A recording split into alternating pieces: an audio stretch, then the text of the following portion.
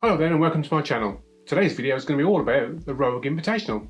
If you don't know what that is, the Rogue Invitational is an annual competition in its fourth incarnation this year, and it's a massive spectacle of a sort of CrossFit, functional fitness, strongman type competition held in America.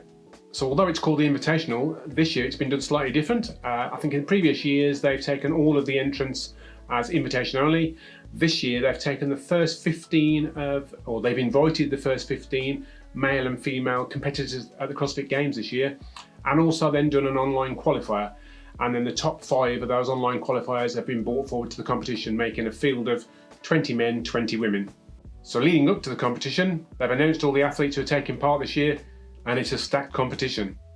On the women's side of the field, there's some notable exceptions. Tia Claire Toomey is not going to be attending. Mal O'Brien is also not in the competition, nor Hayley Adams.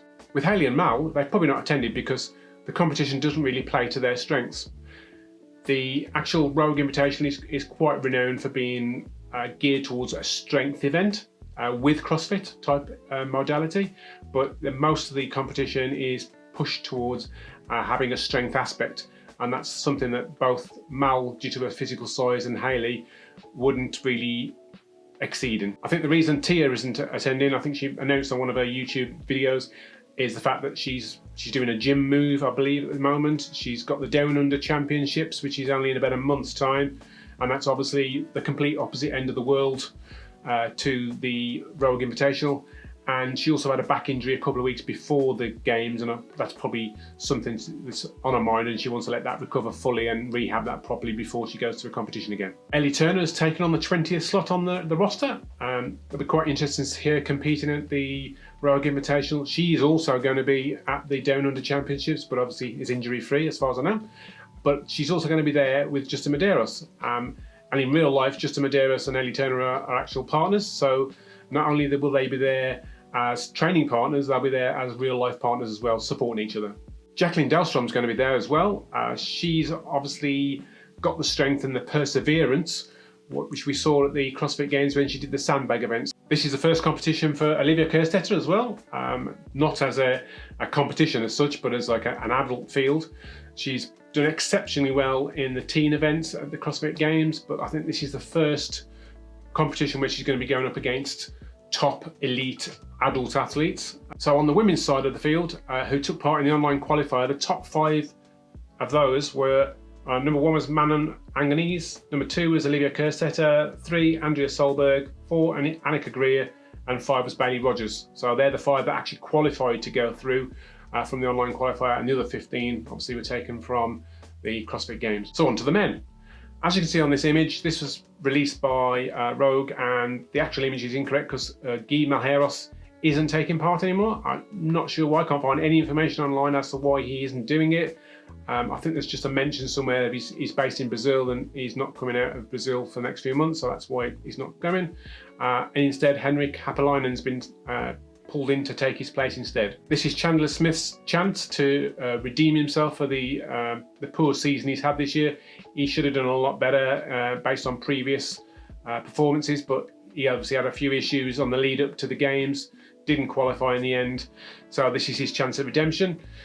He's one of his good friends, Travis Mayer, hasn't actually been able to come through to the Rogue Invitational. He went through in the online qualifier, same as Chandler Smith did, but unfortunately, as part of the rules and regulations this year that Rogue had, one of the stipulations was you actually got the plates and weighed them on camera to show they were correct, and they weighed what they were supposed to do. Obviously, there's been things in the past where there's been rumours of fake plates been bandied around. Well, unfortunately, Travis Mayer forgot to do this stage. He didn't read through the rules correctly, and because of that, he was disqualified. Samuel Cormier also did the exact same thing. So he forgot to film the weights side of the qualifier, and because of that, he dropped so many positions, he fell out of the qualifying spot. This is also the first time that Roman Kredikov's managed to get to the Rogue Invitational.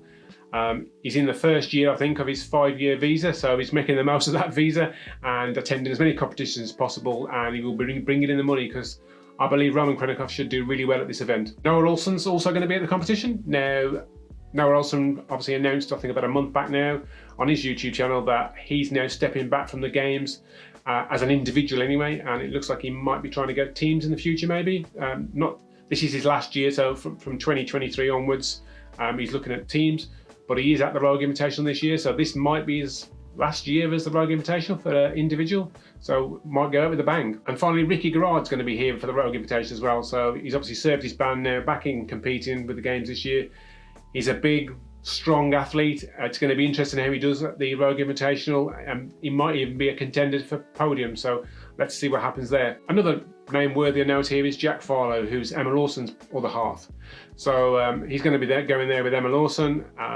He's only 19 or 20, I believe, and I think it's his first outing in a major face-to-face competition, so it'll be interesting to see how he gets on there. And so the results of the 5 top qualifiers in the Rogue Invitational qualifier were, number 1 was Chandler Smith, so you got a good point there. Number 2, Jorge Fernandez. 3, Scott Tetlow. 4, Jack Farlow. And 5, Tim Paulson. The legend competitions come back again. So the legend competition is basically where the original OGs of the sport come back and compete. It's supposed to be a fun competition, but these guys are really hyper competitive, so it's not. It's actually a proper competition. So on the male side this year, Fronin's back, and he's back for the whole competition this year. I think last year he did a couple of days of the competition, and on the last day he wasn't there. He spoke recently on the Savan podcast, and if you haven't watched that podcast, I'll put a link down below to it, but it's absolutely fire. It's brilliant watching. Rich is really knowledgeable about the sport. He's obviously an OG, he's been here for years, and he does a very good long interview where he talks about everything. He talks about the fact that he's not doing teams anymore, which obviously you must have read or seen online because it's been everywhere. So he's not doing teams going forward, and he's going back to individual, but obviously because of his age he's thinking about going back to masters. So there's going to be a collective groan or sigh from all of the 35 to 40 year olds around the world if Rich Froning is going to enter the Open as a master, because obviously he's going to be good. On the female side of life, we've got Carrie Pearce and Sam Briggs coming into the fold as legends this year, so I think that's going to be quite inspiring and quite interesting to watch. Some of the older, shall we say, masters OGs are going to be going up against Carrie, and I think Carrie's only 33, 34, something like that. And obviously Sam Briggs has just come back from finishing her individual elite, and he's now stepping into masters scene as well. So those two against some of the masters that are going to be going up against them will be very interesting to watch. So some of the event workouts have already been released by Rogue. I'll include them dotted around the screen now. The fact that they've gone for some CrossFit modality type events. Traditionally it's more strength related, but they have actually got quite a lot of CrossFit in there this year. They've got a hill. They've built a man-made hill, which they did last year as well at the I think it's baseball, basketball pitch they're actually using for the event. Really good idea. It adds some spectacle to the event as well. So there's 2 events that are going to be using that hill. One has got a hill sprint as part of the event, and one has got a hill run.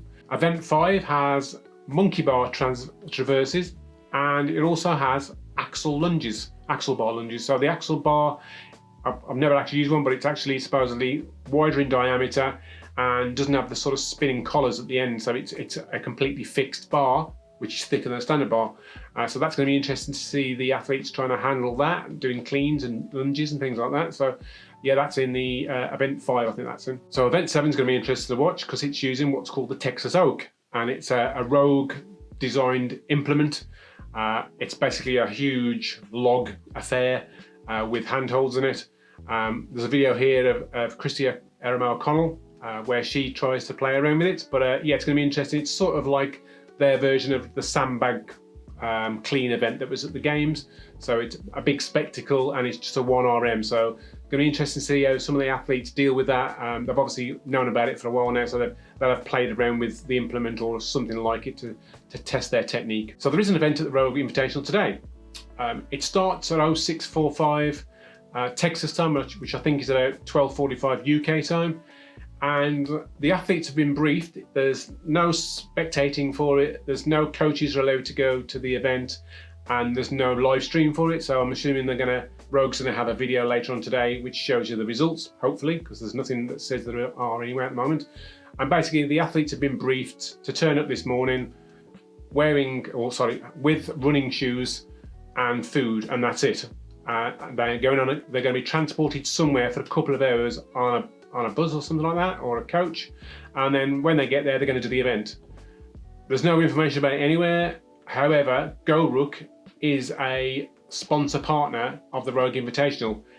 There's none of the events that have been released so far that mention the use of a ruck, and so it would almost be stupid to say that yes, the first event is going to be a ruck run of some description. If you look where they are, that area where they are for the Rogue Invitational, and go 2 hours drive away from it, there's some country parks, there's some hills, ranches, there's lots of unusual sort of territory around there they could be using. So yeah, it could be a cross-country ruck run, maybe obstacle run or something like that, I'm not sure. But yeah, that no one knows what it's going to be like for sure at the moment, so we're just waiting to see what happens. Event 1 just got released, just as I was editing, and I was right, it's a ruck run.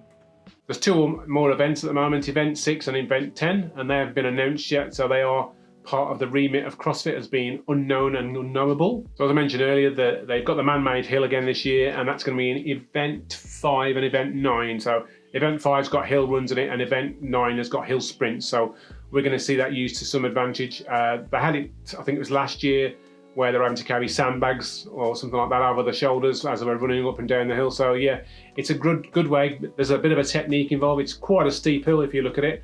And some of the athletes were struggling, especially with the running down it, I think, more than the going up it.